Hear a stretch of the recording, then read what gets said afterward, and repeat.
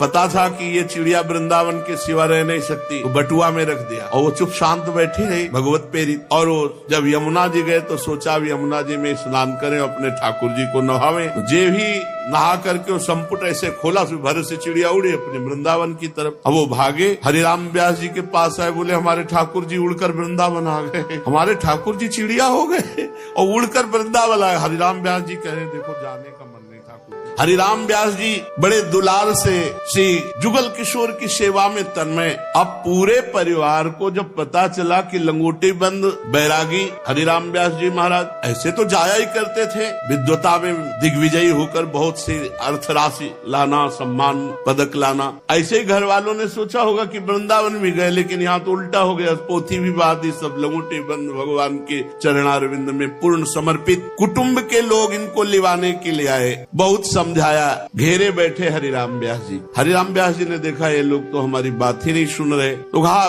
देखो हमारा स्नान का समय, हम यमुना जी स्नान करके आ रहे हैं और ये लोग पीछा छोड़ने वाले नहीं। मन में सोचा थे इसी बहाने यमुना किनारे पहुंचेंगे, एकांत होकर जाएंगे, पर वो पीछे पीछे यमुना जी के तट पर गए, बोले नहा लीजिए। हरिराम व्यास जी ने सोचा ये भी चाल हमारी नहीं चली। हरिराम व्यास जी ने कहा आप चाहे हमारे प्राण चले जाएं, पर हम वृंदावन से अब नहीं जा सकते। अपने पुत्रों से, अपनी पत्नी से और जो भी प्रेमी जन आए हुए थे, ये समझाते समझाते दोपहर हो गई। तब ध्यान आया कि श्री जी की तो राजभोग आरती हो गई। धिक्कार है, ये कैसे लोग हैं, हमारी दिनचर्या छूट गई। श्री जी की राजभोग की आरती करके राजभोग का प्रसाद मिलता था। भागे भागे वहाँ से आए और पश्चाताप करते इन संसारियों के पीछे मैं श्री जी की आरती से वंचित रह गया, प्रसाद से वंचित रह गया। इतने में देखा कि वृंदावन रजोप सेवी मेहतरानी बहुत पूज्य है, आप इनको ऐसे मत समझना। जिस दिन यहाँ वृंदावन के रजोप सेवी की सेवा हुई ना, उस दिन ठाकुर जी हम कैसे बताएं कैसे प्रसन्न थे। इनकी चरण रज, इनका चरणामृत आज भी हमारे सिराने रखा है। इनको इस दृष्टि से न देखना कि ये महारानी की निज महल की टहल करने वाली ये मेहतरानी है। पूरा परिवार पीछे था। उन्होंने कहा मैया सुन, राजभोग का प्रसाद ले आई। बोले हाँ राधा वल्लभ जी का मिला है टोकरी में, खोल टोकरी। सब परिवार के उत्तम उत्तम कुल से ऊंचे और हिस्सा उनको पकौड़ी उठाई और मुख में डाला, जय राधा वल्लभ लाल। अब संतोष हुआ कि कम से कम प्रसाद तो मिला। ओ अरे महाराज ये क्या कर रहे हो, आप हमारी टोकरी से पा रहे हो। बोले भैया आज तूने कृतार्थ कर। परिवार वालों ने देखा मेहतरानी की टोकरी से और इतने उत्तम कुल के, उनको लगा कि ब्रह्मण तो रह ही नहीं गया, अब ले जाने लायक ही नहीं। एक पकौड़ी सब जग छूट। हरिराम व्यास जी का बड़े समझाने समझ में नहीं आ रहे थे। अब दोबारा किसी ने नहीं कहा कि महाराज ओरछा चलो। हरिराम व्यास जी ने एक प्रसाद की पकौड़ी का चमत्कार कि जो घंटों से हम शास्त्र की बातें समझा रहे थे परिवार वालों की समझ में, उस समय पांडित्य का बहुत बड़ा प्रभाव था। हरिराम व्यास जी ने का संसार छूटा। भगवान का प्रसाद कितना महत्वशाली है कि संसार छूट। ये बात समझना बहुत कठिन है। देह का भाव, जाति का भाव, कुल का भाव, सम्मान का भाव, प्रतिष्ठा का भाव, ये छोड़ना बहुत कठिन होता है। परिवार के लोग सोचे कि ये तो भ्रष्ट हो गए, मेहतरानी के एक पकौड़ी सब जग प्रपंच छूट गया। कुटुंब के लोग उल्टे पांव लौट गए।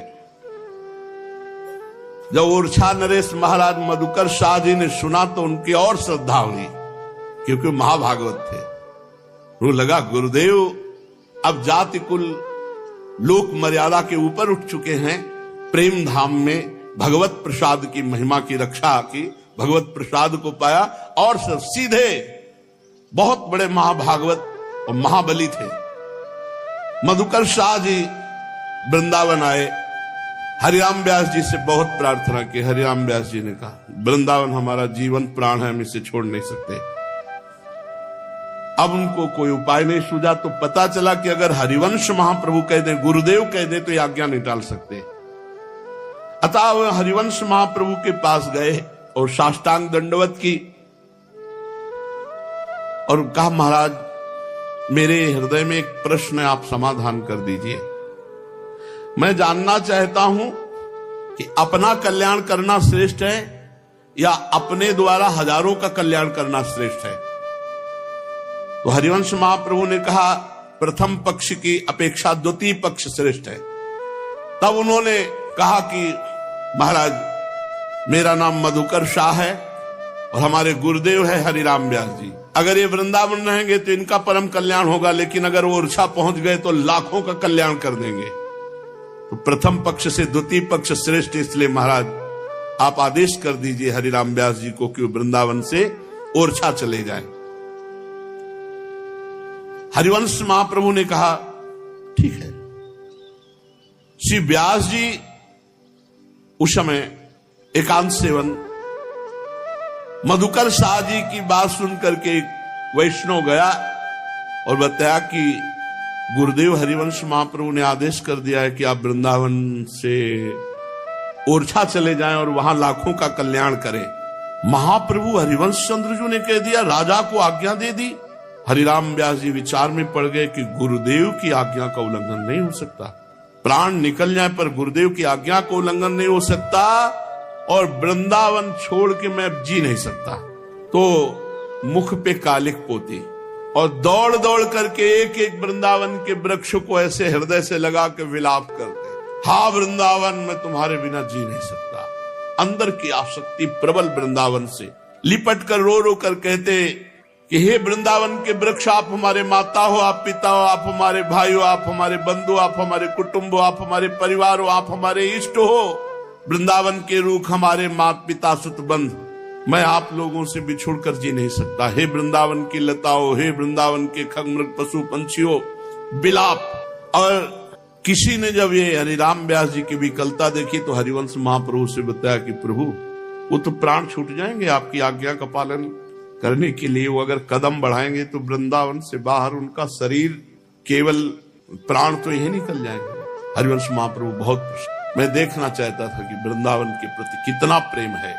मधुकर शाह जी हरिराम व्यास जी को बताने गए कि हरिवंश महाप्रभु ने आदेश कर, लेकिन जे ही देखा ये विरह, मुंह में कालिक पोते और वृंदावन साष्टांग दंडवत की ओर कहा, प्रभु गुरुदेव आप प्रसन्न रहिए, मैं कभी भूल ऐसी नहीं करूंगा, कभी नहीं कहूंगा कि आप वृंदावन। और तुरंत वापस हो गए। इस हरिवंश महाप्रभु के समीप जब आए, महाप्रभु ने कहा कालिक क्यों पोत ली? वृंदावन के प्रति इतनी प्रीता है पर कालिक क्यों पोती?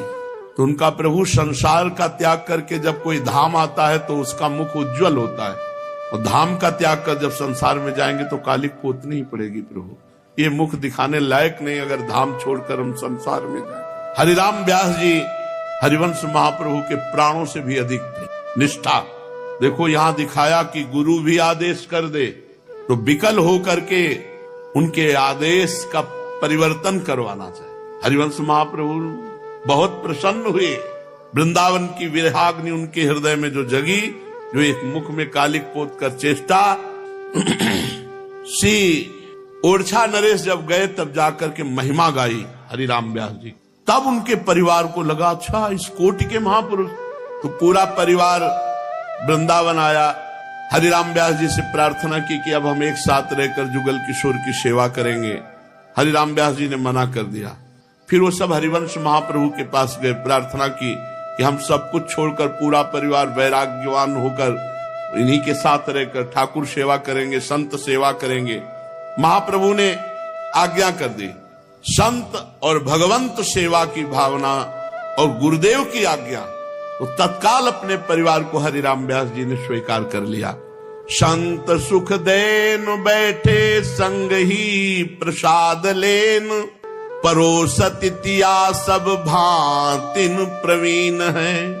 दूध बरताई ले मलाई छिटकाई निज, खीज उठे जान पति पोषति नवीन है। सेवा सो छुटाए दई अति अनुमनी भई, गई भूख बीते दिन तीन तन छीन है। सब समुझावे तब दंड को मनावे, अंग आभरण बेच साधु जेवे यो अधीन है। हरिराम व्यास जी ने परिवार को स्वीकार किया। अब रोज संत सेवा, जो भिक्षावृत्ति से संत रसिक जन वृंदावन वास करते, सबको सुंदर सुंदर भोग बनाकर पवाना, ठाकुर जी को पवा के उनका प्रसाद पवाना और आग्रह करके संतों को पवाते। एक दिन की बात है, संतों की पंक्ति में हरिराम व्यास जी भी बैठे हुए थे और सब संतों को भोग परोसा जा रहा था। इनकी पत्नी बहुत प्रवीण थी रसोई बनाने में, सुंदर सुंदर भोग पदार्थ, दूध परोस रही थी, पका हुआ दूध। स्वाभाविक मलाई हरिराम व्यास जी के कटोरे में गिर गई। हरिराम व्यास जी ने संतों की तरफ देखा और अपने बहुत क्रोधित हुए और उसी समय कहा कि ये शरीर तुम्हारा पति है, इसलिए इसको मलाई, और हमारे प्रीतम संत जन है, इनको केवल दूध। तुम्हारी अभी भेद बुद्धि है संत सेवा में, जाओ मैं तुम्हारा त्याग करता हूं। जबकि ऐसा कोई भाव नहीं था, स्वाभाविक घटना घटी। स्वाभाविक ऐसे परोसते हुए मलाई उनके उसमें चली गई, बिल्कुल ऐसा भाव नहीं था। अब तो संतों के सामने डांट लगा दी और सेवा से निष्कासित कर दिया, अलग कर दिया। अब बहुत उदास और बहुत खिन्न हो गई, न जल पिया न भोजन पाया। जब 3 दिन व्यतीत हुए, शरीर अत्यंत क्षीण होने लगा, तो संतों ने बताया, हरिराम व्यास जी से प्रार्थना की कि बिल्कुल कोई ऐसा इनका भाव नहीं। हम देखते हैं समान भाव से संतों के प्रति इनका भाव है। तो उन्होंने कहा आप बिना दंड के, बिना प्रायश्चित के हम सेवा में नहीं लेंगे। तो संतों ने कहा क्या दंड? उनका जितने सुहाग के आभूषण हैं सब आभूषण बेच करके भंडारा करे, संतों को पवावे, तब हम इनको सेवा में लेंगे। उस समय 20,000 रुपए के आभूषण बिके थे। हरिराम व्यास जी की पत्नी ने अपने समस्त सुहाग के आभूषण बेच करके संतों को भोग पवाया। हरिराम व्यास जी ने कहा, विनती सुनिए वैष्णव दासी, जा शरीर में बसत निरंतर नरक व्याधि पित खासी। इसमें क्या इसको पति मानना चाहिए? शरीर को तुम वैष्णव की सेवा करते हो, ये कभी भाव ना आने पावे कि अपने पति को अच्छा पदार्थ और वैष्णव जनों को, इससे बहुत बड़ी हानि होती। वैसे भी पंक्ति में जब बैठाल दिया जाए तो कभी भेद करके परोसना नहीं चाहिए, एक समान सबको परोसना चाहिए। अगर ऐसा हुआ कि पंक्ति में कुछ और चला और आप अलग और कुछ पाए अच्छे पदार्थ, वो अच्छे पदार्थ आपकी बुद्धि को भजन रहित कर देंगे। जो पंक्ति में चले वही पाओ। अगर पंक्ति के विलग कुछ, तो फिर वो इस शरीर का राग त्याग करके भगवत अनुराग करना चाहिए। हरिराम व्यास जी की बेटी थी, रत्नाबाई नाम था। सुता को विवाह भयो बड़ो उत्साह कियो, नाना पकवान सबनी के बनी आए हैं। भक्तन की सुधि करी खरी अरबरी मति, भावना करत भोग सुखद लगाए हैं। आए गए साधु सो बुलाए, कहीं पावे जाए, पोटनी बंधाए चाहे कुंजनी पठाए हैं। बंसी पहिराई दुज भक्ति ले दृढ़ाई, संत संपुट में चिरैया दे हित सो बसाए हैं। बेटी के ब्याह में बारात आती है, बहुत से बाराती आते हैं, बड़े पकवान बनाए गए सब, जैसे राजा महाराजा के यहाँ स्वागत होता है। जिनके सेवक है मधुकर शाह, उनकी बेटी का ब्याह, तो हरिराम व्यास जी ने सोचा है सब संसारी आदमी खाएंगे, इतने सुंदर सुंदर पदार्थ हैं, वृंदावन के संत पावे जो नाम जप करते हैं। तो हमारे यहाँ संतों में कुतवाल संत होते हैं, आप केवल उनको पकड़ लीजिए, उनको सूचना दे दीजिए, पूरे वृंदावन में सूचना फैला देंगे। वो पूरी तुरंत अमनिया बट रहा है, तुरंत हरिराम व्यास जी क्या, अरे तो सौभाग्य है, हरिराम व्यास जी अपने हाथ से अमनिया दे रहे हैं। वैष्णव जनों की भीड़ लग गई, खूब बांध बांध के बड़े बड़े पोटरे, और सब ले जा।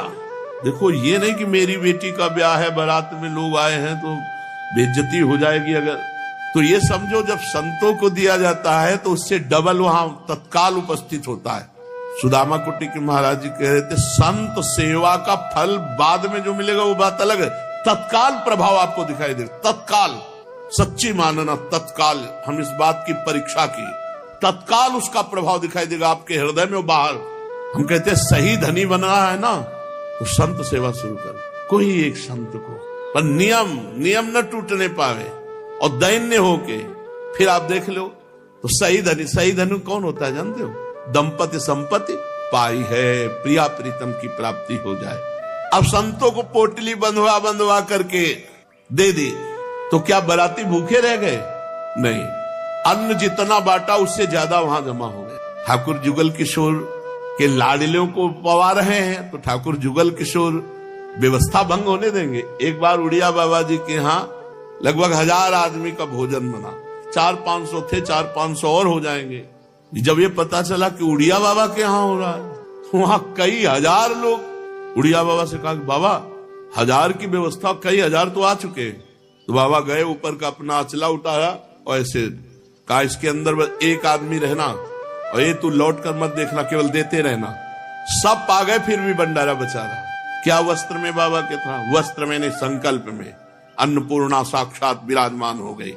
ऐसे साक्षात अन्नपूर्णा हरे राम व्यास जी के इसमें हमने कई महापुरुषों के ये प्रभाव देखे, कई प्रभाव। नारदानंद सरस्वती जी नैमिषारण्य के जा रहे थे, कहीं उनका प्रवचन था, रास्ते में इंजन बैठ गया गाड़ी का, बंद, स्टार्ट ही नहीं, जंगल, और रात होने जा रही थी। उनका स्वामी जी अब क्या हो सकता है, यहाँ तो पता ही नहीं कि कितनी दूर में कहाँ क्या है, और अंधेरा होने को है, कोई मिलेगा नहीं, अब क्या होगा। स्वामी जी ने ऐसे दंड पकड़ा, नारायण नारायण नारायण, और ऐसे लगाया सामने इंजन की तरफ, और कहा चलो, और नारायण, गाड़ी चल पड़ी। और जहां वहां पहुंच गए, नियत स्थान, दंड हटाया, इंजन बंद। सामर्थ्य भजन की एक ये सिद्धि नहीं है, ये अलौकिक संकल्प सामर्थ्य है, अलौकिक हरिराम व्यास जी ने जितना बांटा उससे दूना उनके भंडारे में आ गया। एक बार कोई प्रियजन सुंदर सोने की बंसी लाया ठाकुर जी के लिए। बंसी धारण कराने की चेष्टा की तो ठाकुर जी का कर कमल का जो छेद था वो पतला और बंसी मोटी थी।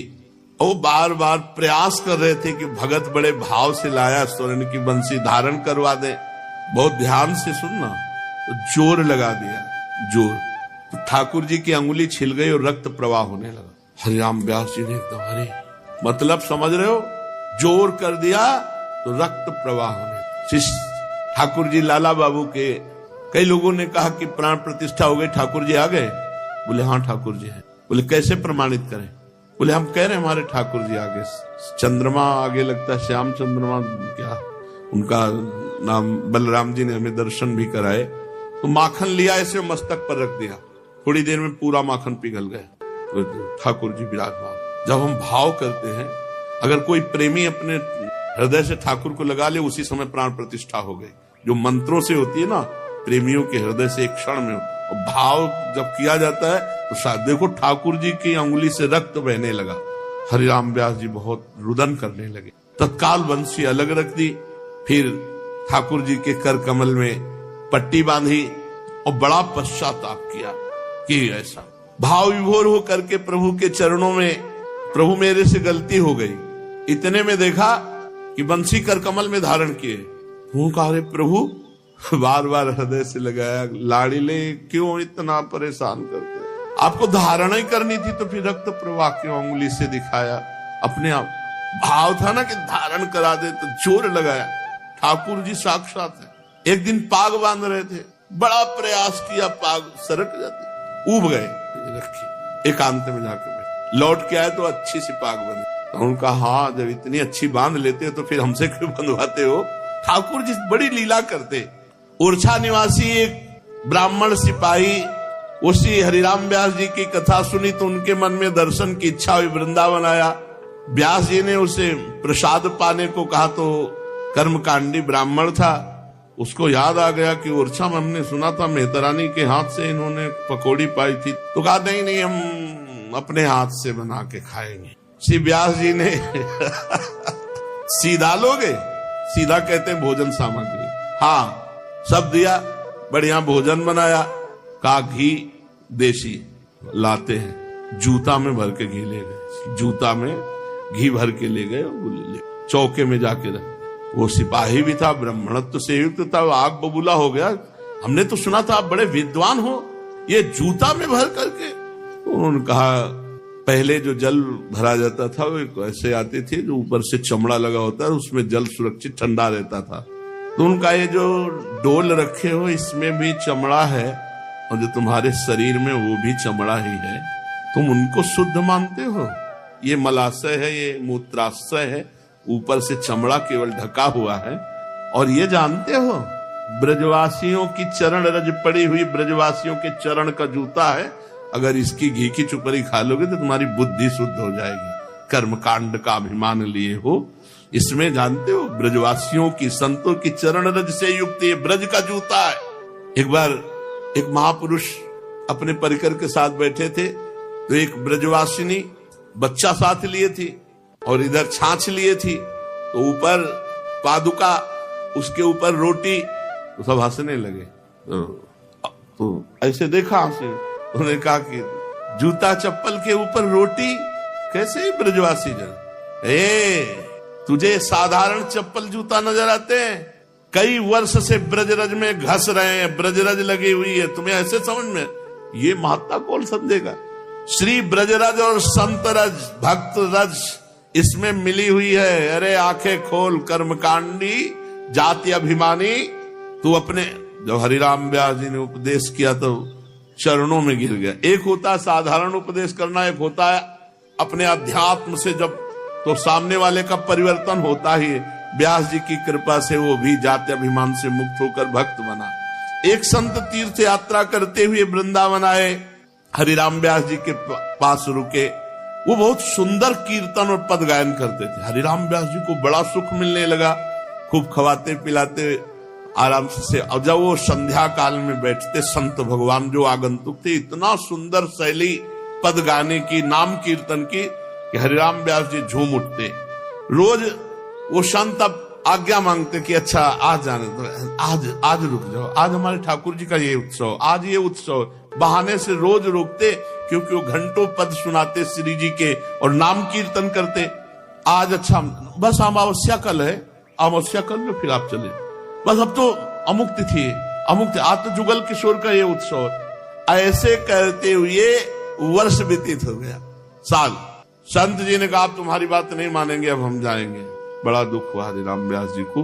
रोज पद सुनाते, रोज नाम कीर्तन सुनाते। अब संत जी ने निश्चय कर लिया हमारे ठाकुर जी दे दो। तो जुगल किशोर जहां विराजमान थे, वहीं शालीग्राम विराजमान उनके ठाकुर जी। व्यास जी के संत और आवे, हमारे पास रुके, पद सुनावे। इस लोभ से कहा अच्छा ठाकुर जी को नहला धुलाकर भोग लगाकर फिर आपको देते हैं।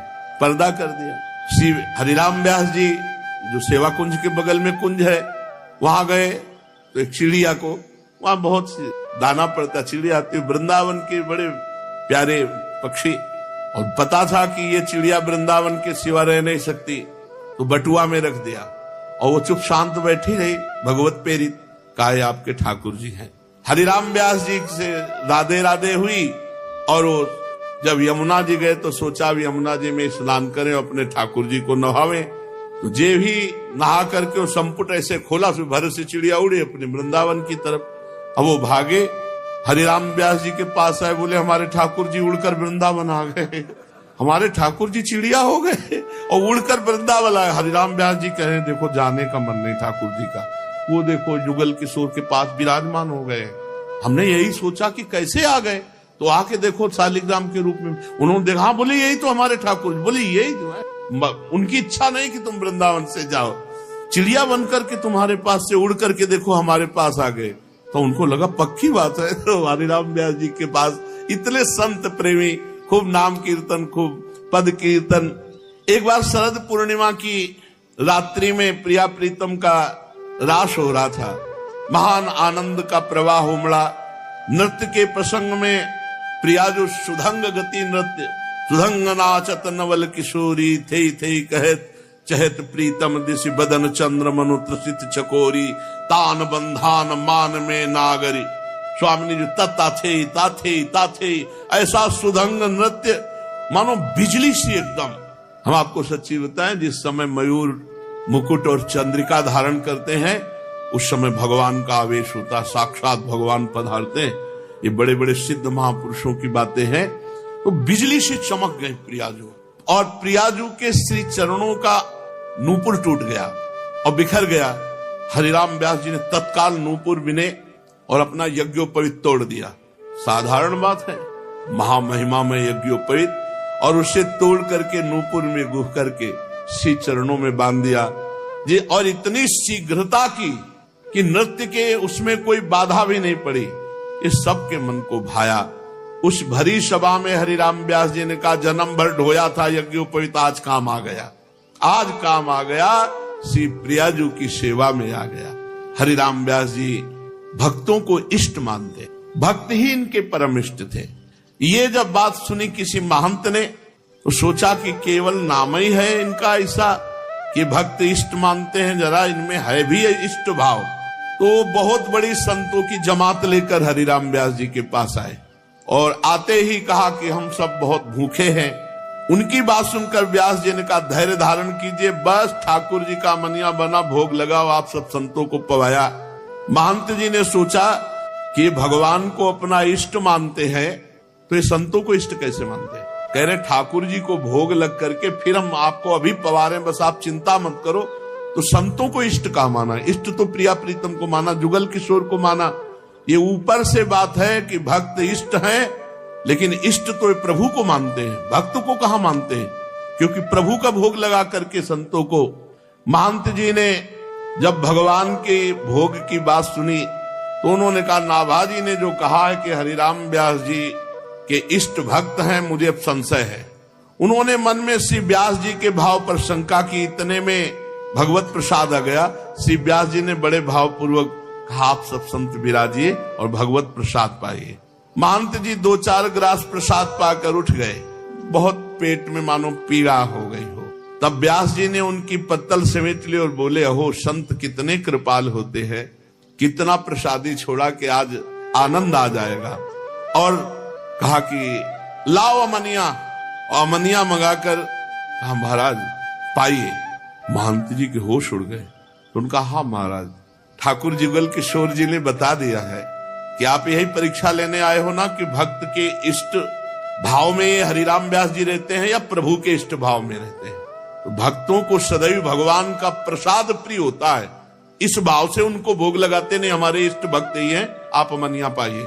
और ये किसी ने कहा नहीं था, तो वो समझ गए पहुंचे हुए महापुरुष हैं, चरणों में गिर गए और आंखों से आंसू बहने लगे कि नहीं प्रभु, उत्तम बात तो है कि भक्तों को जो प्रिय है, तो भक्त हमारे इष्ट है, हमारे भक्तों को प्रिय क्या है, भगवान का लगा हुआ भोग। भक्त कभी अमनिया नहीं पा सकता। श्री हरिराम व्यास जी के 3 पुत्र थे। अपने पुत्रों में अपनी संपत्ति का बंटवारा नितांत ही नवीन ढंग से किया। एक हिस्से में ठाकुर जी की सेवा पूजा रखी, दूसरे हिस्से में द्रव्य आभूषण, तीसरे हिस्से में श्याम बंदनी छाप रखी और कहा स्वीकार करो, इनमें से स्वेच्छानुसार ले लो। बंटवारे का अद्भुत ढंग देखकर प्रथम तो पुत्रों को बड़ा सोच हुआ कि कौन क्या ले, फिर बाद में ज्येष्ठ पुत्र ने धन लिया, बड़े पुत्र ने, मंझले पुत्र ने ठाकुर जुगल किशोर की सेवा ली और तीसरे पुत्र श्री किशोर दास जी ने छाप, श्याम बंदनी, ललाट पर तिलक और गले में माला।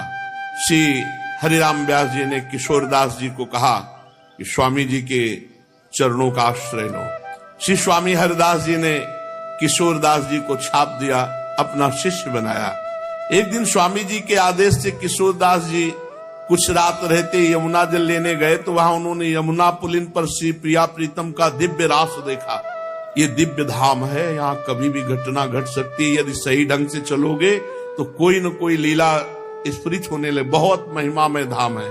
भाव की उमंग में श्री किशोर दास जी ने उसी समय स्वरचित एक पद गाया, जिसे ललितादि सखियों ने तत्काल सीख लिया। और फिर जब भावना में स्वामी श्री हरिदास जी रास क्रीड़ा का ध्यान कर रहे थे तो रास में वही पद श्री ललिता सखी ने गाकर सुनाया, जो स्वामी जी का मन हरण हो गया।